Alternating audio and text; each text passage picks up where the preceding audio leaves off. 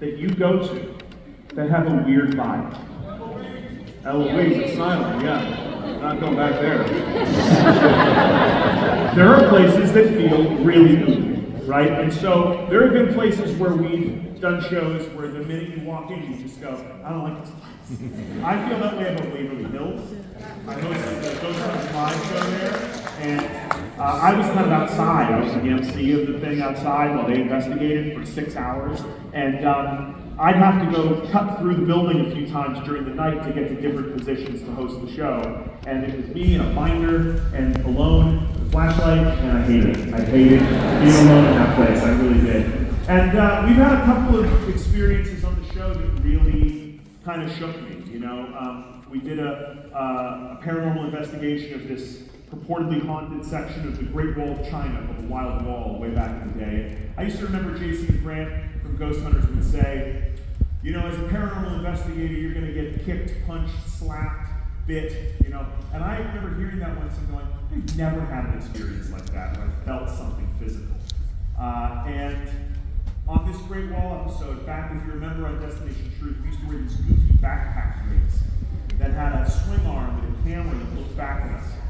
It was really handy from an editing perspective because you had you had a camera on everybody all the time, no matter what.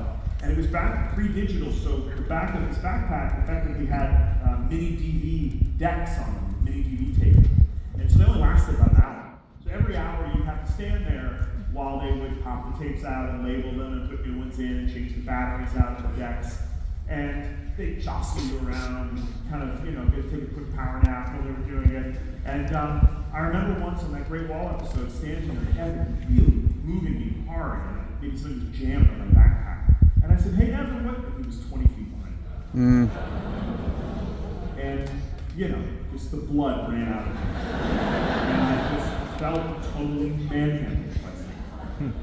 And we did a show once in the Suicide Forest in Japan, where I really thought I saw something.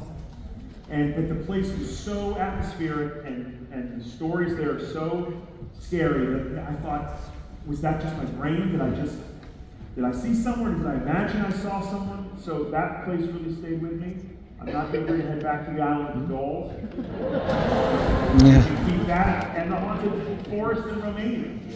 My cameraman Evan, this guy I've known forever, who's not a ghost hunter, he's not a paranormal guy, and he got knocked off his feet, blown off his feet by something, and when we ran over to him, he was crying. I mean, he was terrified. We shut the cameras off. It was like, I looked at him and I just thought something just happened to this guy. Like, what, you know? So that stuff's really stayed with me.